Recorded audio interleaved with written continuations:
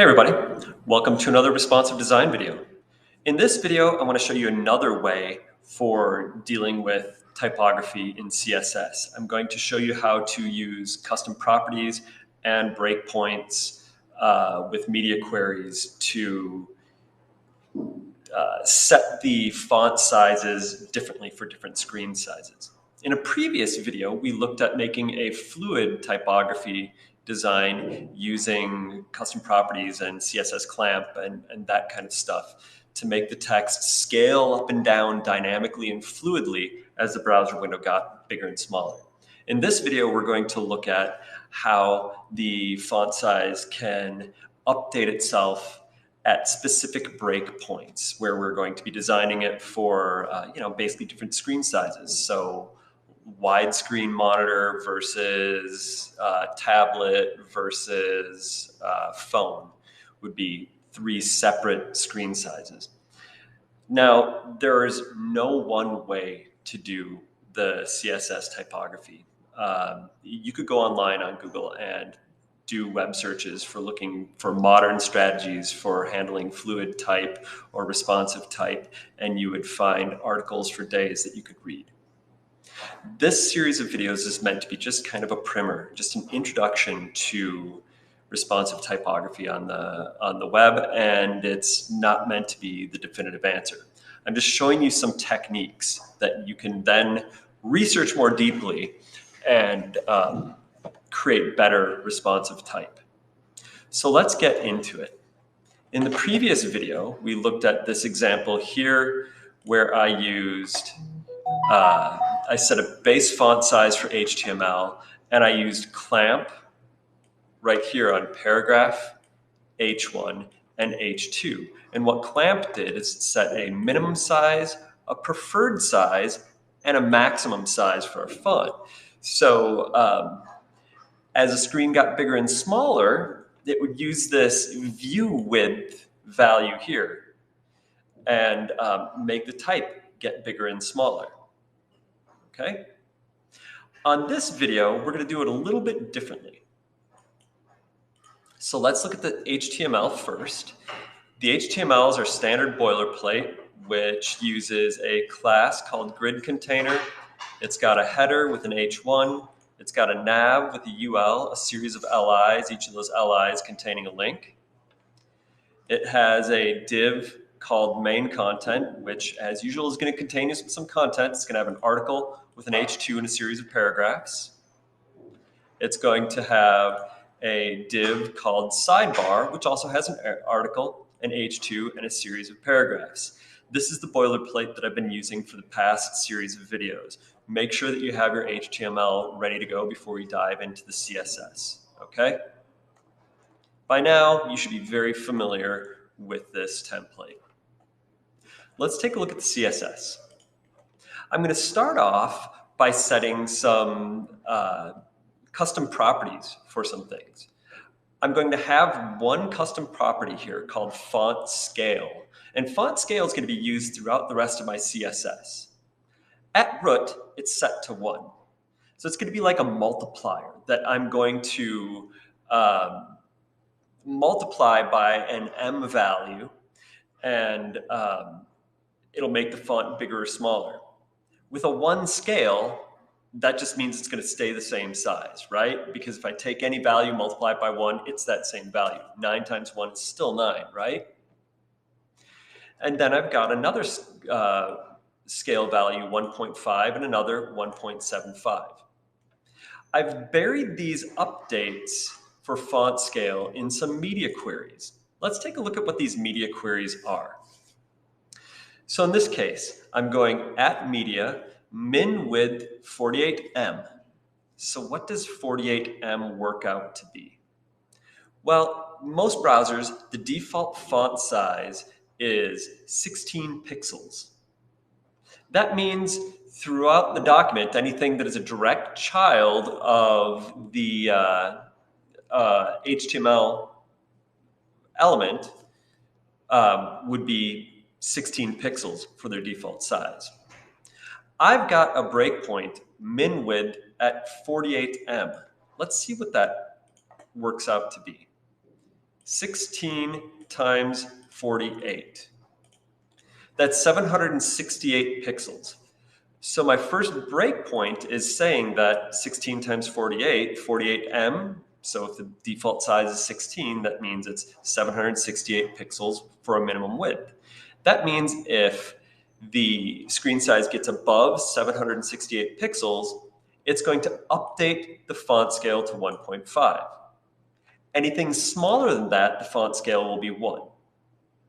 So now, when I get to those wider screens, it's going to make the font sizes 1.5 times bigger than the default. 1 is our default. This is basically what the font scaling is going to be on a phone or a device smaller than 48M in width. My next breakpoint is 64M. So we'll take a look at how big that is in pixels. 64 times our base size of 16, 1M being 16 pixels, 64 times 16 is 1024. So that's saying if this gets bigger than 1024 pixels wide, our font scale will go up to 1.75. Okay, so that's setting up our custom properties for our font scale, right? And it's going to change at these 2 breakpoints, 768 pixels and 1024 pixels. Why did I choose those? They're kind of arbitrary numbers, but they're just standard breakpoints for medium size and large size. And small size could be around 350 or 360 pixels wide. Okay? Now, I'm going to show you how we use clamp along with, calc, along with the font scale to change the font size at different breakpoints. So I just made style rules for paragraph, H1, and H2. If you're doing this for your own web design, you would want to do it for the full font stack. So paragraph, H1 through H6, block quotes, emphasis, and small, and all those different typography elements. But I'm only demonstrating it on these 3 right now. So what I've got here is my font size is going to be set to the calculated value of 1M times the scale value. Okay, so at default, my font scale on the default is 1. So it would take this value that's held in that variable of font scale, and it would be 1, and it would multiply it by 1M. So in other words, at the default size, at the phone size, the paragraph is still going to be 16 pixels. H1, my default is going to be 2M multiplied by the font scale, which is 1. So on a phone, the size of the H1 is going to be 2 times 16, or 32 pixels in size. And my H2 is going to be 1.5 times the 16 pixels, right? Now, when it scales up, if I go above 48M in width, my font scale is going to now be 1.5. So it's going to put the 1.5 here in that variable slot, multiply it by the 1M, or 1.5 and multiply it by 2. So you can see at the wider screens, the font is going to be larger. And then for the wider breakpoint of 64M, I'm setting the font scale to 1.75. So it's multiplying 1M times 1.75, or 2M times 1.75, or 1.5M times 1.75. So at each of those breakpoints, our font size is going to be bigger and bigger and bigger. Let's take a look at how it looks in the browser. So first, this is the fluid text where we used the clamp only and had the preferred size set on the view width. I'm going to inspect it, and I'm going to make it larger and smaller. And you can see that the font is scaling up and scaling down based on the size of the screen. Okay, it's doing it fluidly, it's doing dynamically. We'll take a look at the font size here for our H1.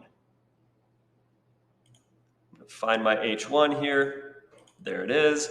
And we're going to look at the font size right here, okay, in the computed style. So you can see that it's getting smaller or larger dynamically based on how wide the screen is. That's from the previous video. Let's look at the HTML from the current video, where we use this style sheet right here, where we've got 2 breakpoints, and we're using that font scale as a multiplier for the font size. It's going to work differently than the fluid type.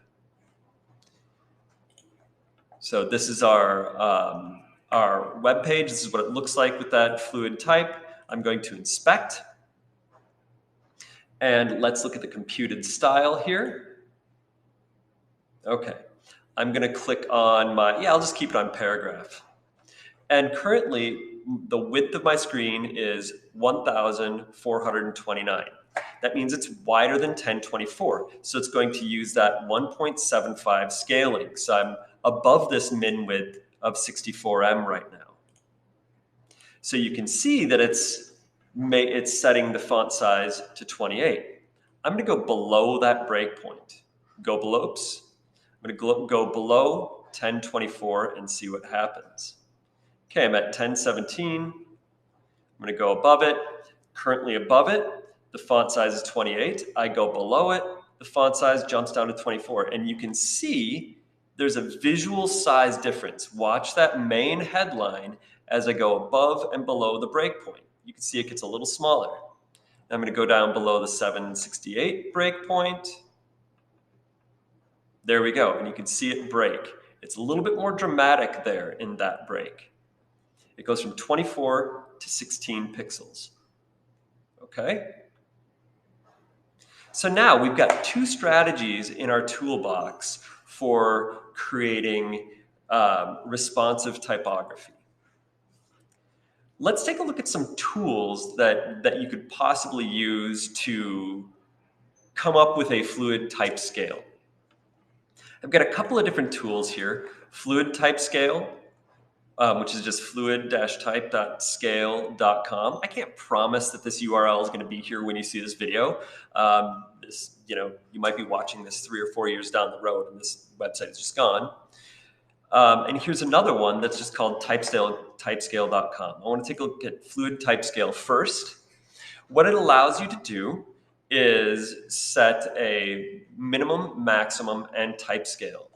You can create all the steps you want. So this is a series of variables or custom properties that you can create, and you just give them names. In this one, they just call them small, base, medium, large, XL, double XL, and triple XL. You've got a base font size, a screen width in pixels, and a type scale ratio. You can change these to whatever you want. Okay? And what it's going to do is it's going to give you a preview of what it's going to look like. And you can look at it in different screen widths. So for example, if I go down to my below 768 at 611 pixels, this is what it would look like. At 1,126, this is what it would look like. And what happens is it generates a series of custom properties that you can then use in your CSS. So you could set font size to font size small, or font size base, or font size medium. And these could be for your different things. Maybe base would be your paragraph, small would be like an H6, base could be H5, H4, H3, H2, H1, and then you could use your triple XL for something else. But this is a way of setting up a fluid font stack by using this fluid type scale calculator. Here's another one right here, which is, I think this one is really cool too. You can set the base size whatever you want, like, but what if I wanted a base size of 32, which I think would be kind of insane. But if our base size is 16, the base size, once again, is what you would set the value, the font size of HTML, the root element. And then you can choose different types of scale strategies, like major third, minor third, major second, minor second, augmented fourth, golden ratio, okay? I'm going to leave it at major third. And these are different strategies for scaling. They're common in various types of design, and it'll give you a nice relationship between your various font sizes. Um, so this is some of the values here that you could plug in for some of your CSS. And then you can come down here and grab the CSS. So you can see it sets that stuff up for you. All right, so just another tool in the toolbox to help you design responsive or fluid type. All right, I hope this gives you enough for the basics of responsive typography. I'm not going to go any deeper into that in this series of videos. Thanks for watching.